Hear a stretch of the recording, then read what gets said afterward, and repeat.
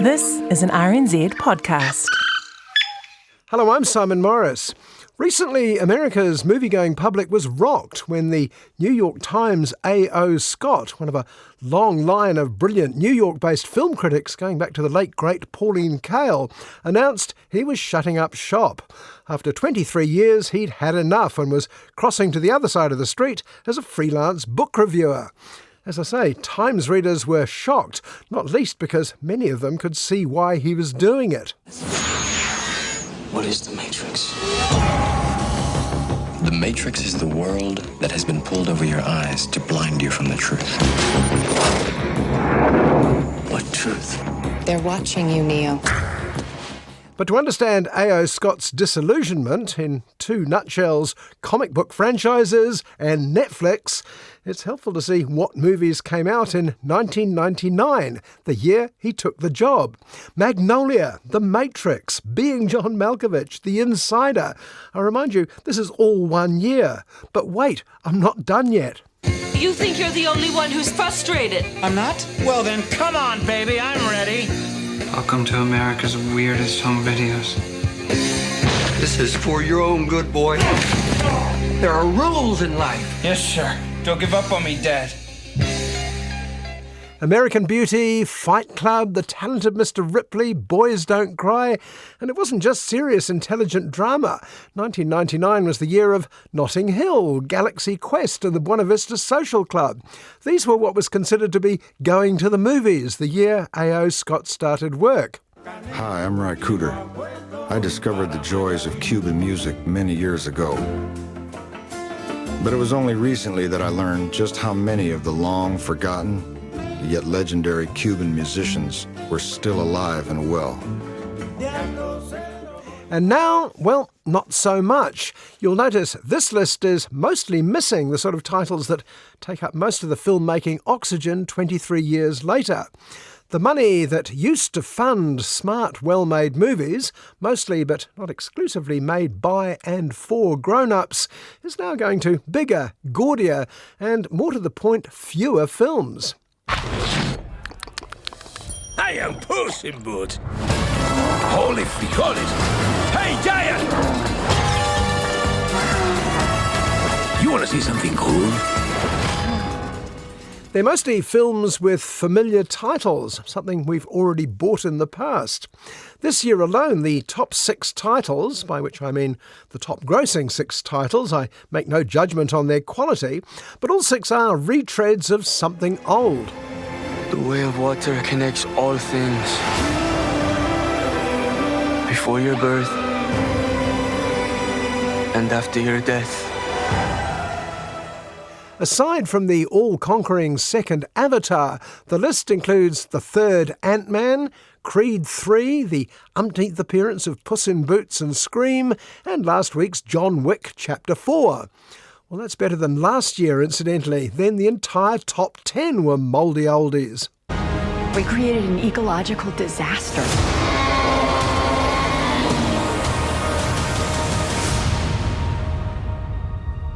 Ellie Sattler. Alan Grant. So that was clearly one reason A.O. Scott quit the film desk at the New York Times. How many ways are there to say Ant-Man's back, surrounded by even more digital effects? But he was also distressed by what the lack of non-franchise money was doing to the rest of the business. Clara avait 21 ans. C'est pas parce que les médias s'y sont pas intéressés qu'il faut pas s'en occuper. Quand on trouve pas dans les premières semaines, ça devient très difficile. En tout cas, c'est toujours les femmes qu'on fait brûler. À commencer par Jeanne d'Arc et puis toutes les sorcières. Films are being made, in their hundreds in fact, but many of the good ones seem to be coming from Europe and Asia these days. In Hollywood, the one-time dream factory, there are rather leaner pickings at the cinema. Genre pictures, horror, sci-fi and juvenile comedy, and low-budget art films dominate. We've liberated ourselves. We will have to ask ourselves who we are. Some of those films do well at the award shows, but they're only watched, if at all, on the streaming services. Netflix, Prime Video, Neon and the rest. A.O. Scott remembered when he and quite a few others thought they might be the saviours of the movie industry.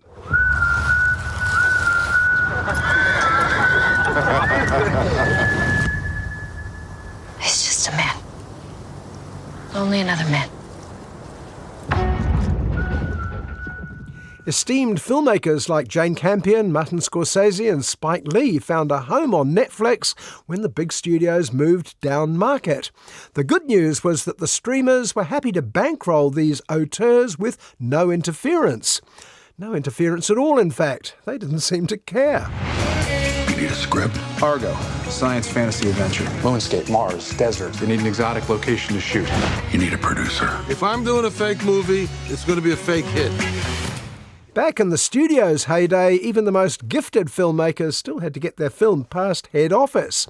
Woe betide you if your movie was over 2 hours long, say, or didn't have enough bankable stars to act as insurance for the new film, or simply wasn't good enough. What he bought still belongs to the man who sold it. That's the real magic of the movies. Thunder, lightning, blood, fire, religion. Help! Someone save me! All in one film. That's director proof.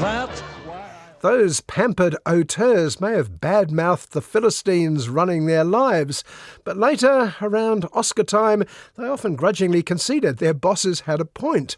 When Daryl Zanuck or Sam Goldwyn said, "I don't get it, go and fix it," they tended to be right more times than they were wrong. You sold it out. I can't believe, how could you let him sell you out? I mean, what about truth? What about the reality? What about the way the old ending tested in Canoga Park? Everybody hated it. We reshot it, now everybody loves it. That's reality. But today, the guys running the streaming services don't offer any notes at all. They just look at the numbers.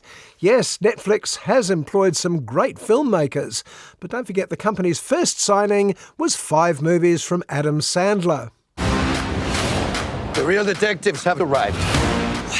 You must be the Spitzers. Yes. Your reputations precede you. There you go. Not in a positive way, I'm afraid. Okay.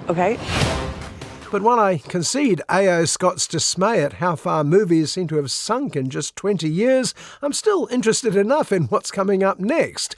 This week sees 2 would-be franchises, one based on a young adult series of novels, The Portable Door, the other, yet another attempt to bring Dungeons and Dragons to the screen. The Red Wizards created an army of the undead. Sounds lovely. Quite the opposite. I know, I was being ironic. I find irony is a blade that cuts he who wields it most especially. You're not a lot of fun, are you? But first, another well-respected filmmaker finds a home in a streaming service. Prime Video this time. John Michael McDonagh's The Forgiven. I like it here. It feels like a country where a useless man could be happy. And are you a useless man? I follow the way of the Buddha. It's good to know that there are other useless people in this world besides me. It's easy to get the McDonagh brothers mixed up. Younger brother Martin has the slightly higher profile, writing and directing films like In Bruges, 3 Billboards Outside Ebbing, Missouri, and the recent award winner, The Banshees of Inisherin. Older brother John Michael McDonagh makes quirkier, occasionally even funnier films like The Guard and Calvary. But The Forgiven is rather drier in every sense. It's 400 miles to Asna. Long way to go for a party. The Forgiven opens with Ralph Fiennes and Jessica Chastain driving through the Sahara Desert at night. They play a married couple, I wouldn't say a particularly happily married couple, called David and Joe. They're driving to a party being thrown by friends of Joe deep in the heart of Morocco. And something bad happens. Face it, David, we're lost. That's the time. No, it's not. This is the time. No, David. That was so bloody stupid.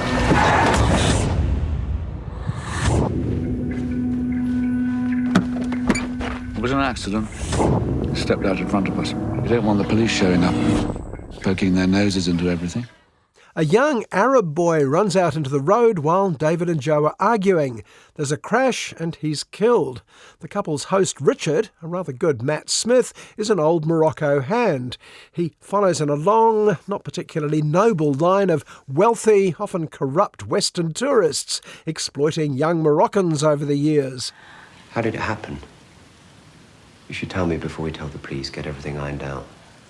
We were bowling along looking for the sign for Asna. And and there was a lot of sand blown across the road. Richard tells Michael there shouldn't be a problem, it was an accident and so on. In fact, the whole party is made up of people for whom life is generally free of problems or indeed purpose. Once again, The Forgiven takes us to the world of the pampered rich. Now listen, are you going to mope a weekend, or are you going to enjoy yourself? It's not time to enjoy yourself, you know. I suppose I can make the effort. The guests of Richard and his boyfriend Dally are mostly dedicated to the proposition, let's throw money at our boredom. Well, that's certainly the motto of Tom, played by Christopher Abbott, who, seeing that Michael is distracted by his problems with the police, decides to start flirting with Michael's wife, Jo. Been here before? We never get away. David works all the time. His patients are all rich old bags who harass him mercilessly around the clock. This is a strange place for a holiday home. It's like they're living out some kind of fantasy, I guess. Of all the people wallowing in idle luxury, including journalists, socialites, aristocrats and hangers-on, the closest thing to a decent human being, initially at any rate, is Richard. He tries to find a formula to keep both his guests and the local Moroccans happy. The sourest is David, who didn't even want to be here in the first place. Well, the main thing is to come clean, cooperate with the police, and seem overwhelmingly contrite. We can do that, can't we? If it's absolutely necessary. But David is about to learn a lesson in contrition when the dead boy's father arrives. He's no easygoing Moroccan. He's a nomadic Berber, and he won't be fobbed off by glib Western words or even money. He didn't mention money? No. He wants you to return with them to bury the boy. It is customary in these parts. The father will only be satisfied with David coming with him to his remote mountain camp and helping the family bury the son. Understandably, David isn't keen on being driven so far, literally, out of his comfort zone. So has it occurred to you that he might actually be planning something a lot nastier than anything you can anticipate? You've forgotten about my husband. Yes, I have. And so have you.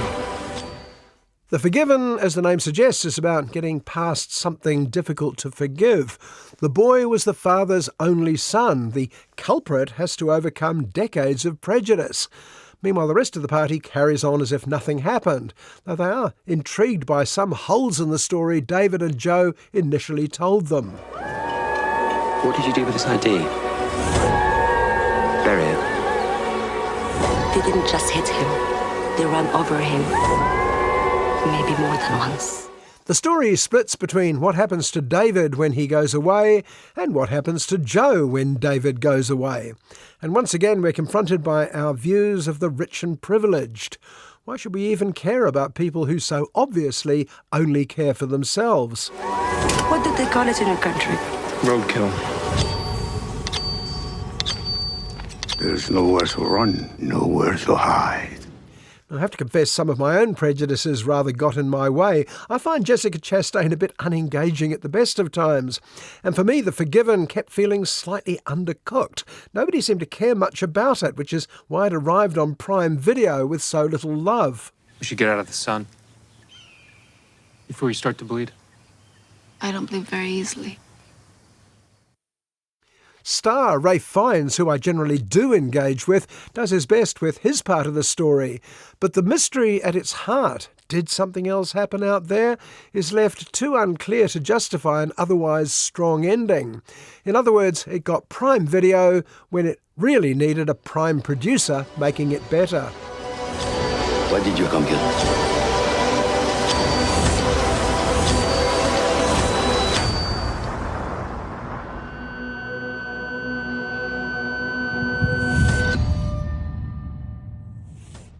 Remember when it seemed every film producer in Hollywood was rummaging around the young adult section of the local bookshop looking for the new Harry Potter or Twilight series?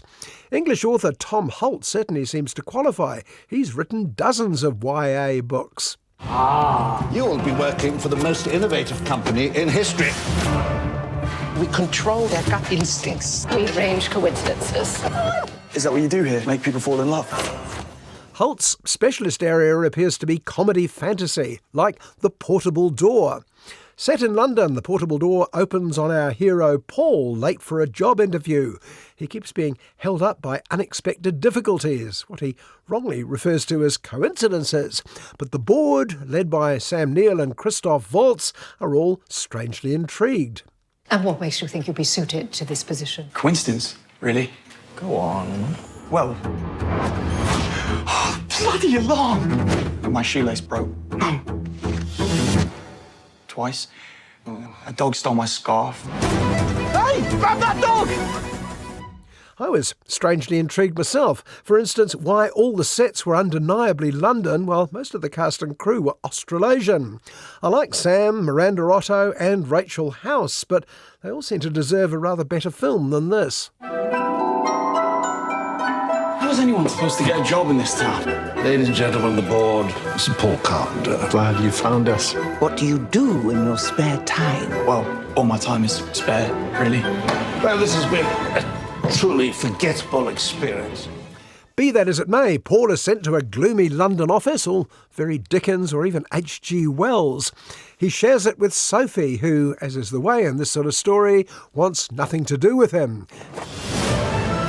I've lost something immeasurably valuable.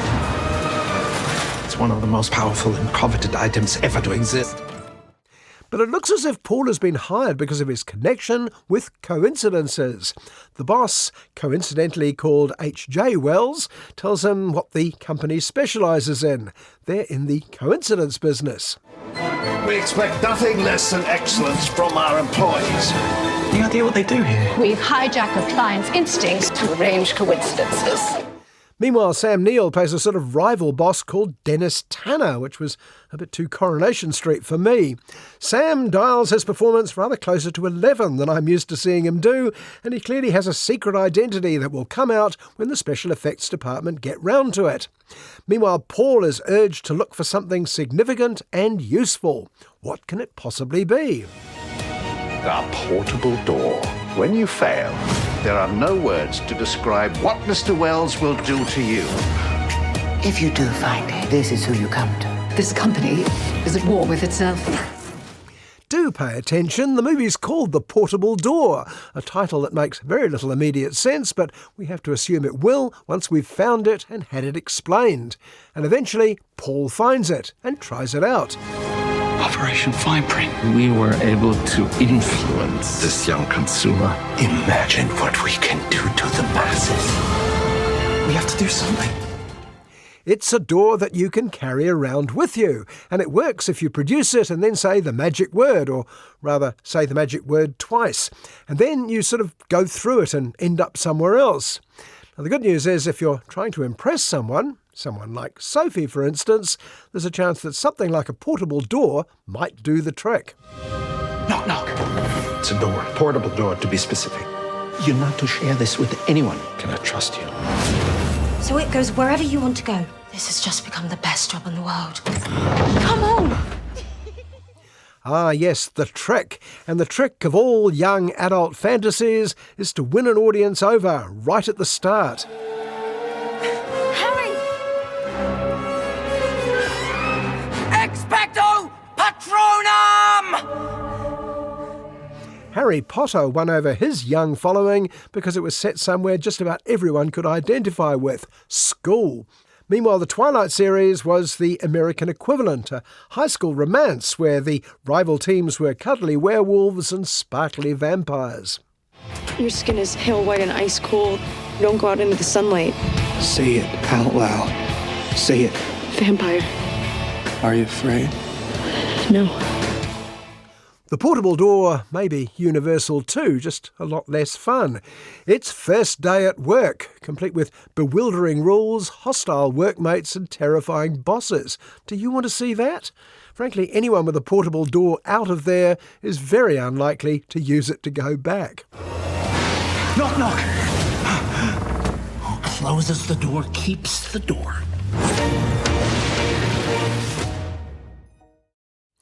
The multi-billion-dollar gaming industry has been a source of envy and frustration in Hollywood for decades. These games look so much like movies already, with their fantasy titles, their heroes' journeys, their sci-fi Star Wars settings. And yet, every time they try to convert a game into an actual film, it falls apart in their hands. Until now. Here's the thing. We're a team of thieves. And when you do this, you're bound to make enemies. A TV series called The Last of Us has just turned a PlayStation video game into a small-screen sensation. And now the daddy of all role-playing games, Dungeons & Dragons, has overcome several false starts to become a hit movie. Truth be told, we helped the wrong person steal the wrong thing. So why did this one, subtitled Honour Among Thieves, succeed where all the others were hated by gamers and film fans alike? Well, the answer seems to be for the same reason the very first Star Wars, Chapter 4, was the only one that was much fun. It's got charm. We didn't mean to unleash the greatest evil the world has ever known. But we're gonna fix it. So how do we pull that off? Figure it out over a drink? Probably best. Honour Among Thieves opens, unsurprisingly, in a dungeon. There we meet two cellmates, played by Chris Pine and Michelle Rodriguez, who are going to have to escape soon or there's not much of a movie. They do, but there's an appealing switch. Michelle's the tough warrior. Chris is more the fast-talking ideas man. Butch Cassidy to her Sundance Kid. What is it exactly that you bring to this? I'm a planner. I make plans.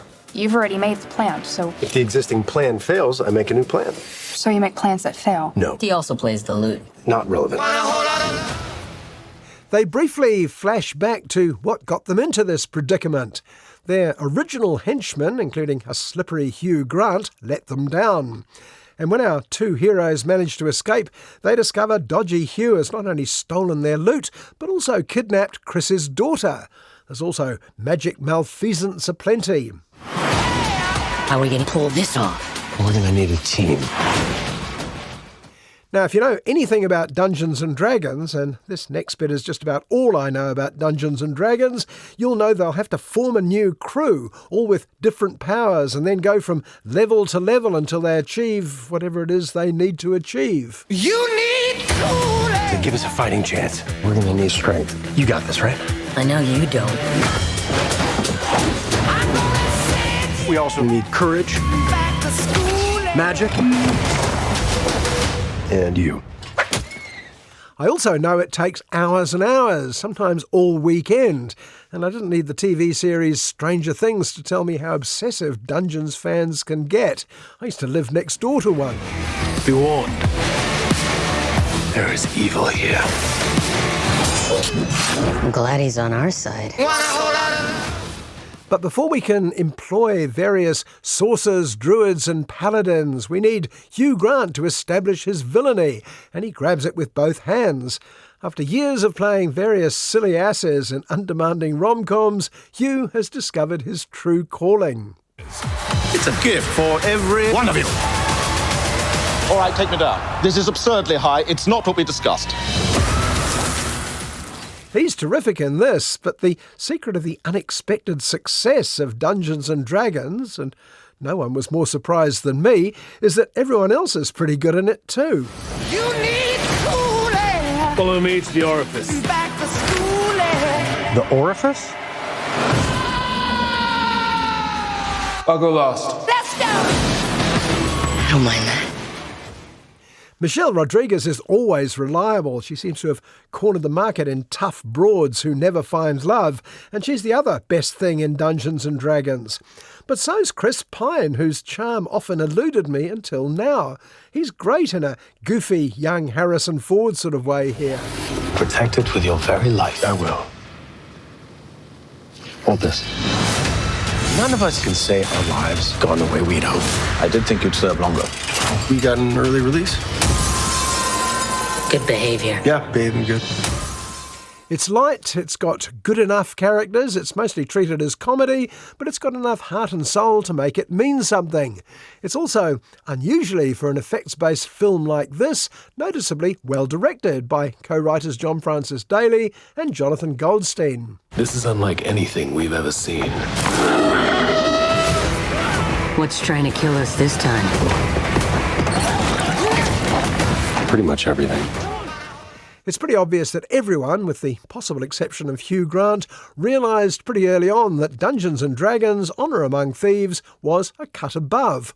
Not only was it getting quite a few things right, it was also not getting the usual things wrong. So the last 10 minutes or so is spent clearing the decks for a profitable sequel. I know what to do. I can ask corpses 5 questions and then they go back to being dead. Perlamon tergatis. Maybe I'm not saying it right. Yuck. Wonderful. In some ways, this is a bit of a shame. Yes, the follow-ups will make money, but the usual law of sequels, not a patch on the first one, is probably inevitable. Still, if you're in the right frame of mind, I suggest you enjoy the original and ignore all the rest, and you don't even have to throw the oddly shaped dice. So, having saved you hours of boredom, it's time to go. I'm Simon Morris, and I hope you'll join me at the movies, same time next week.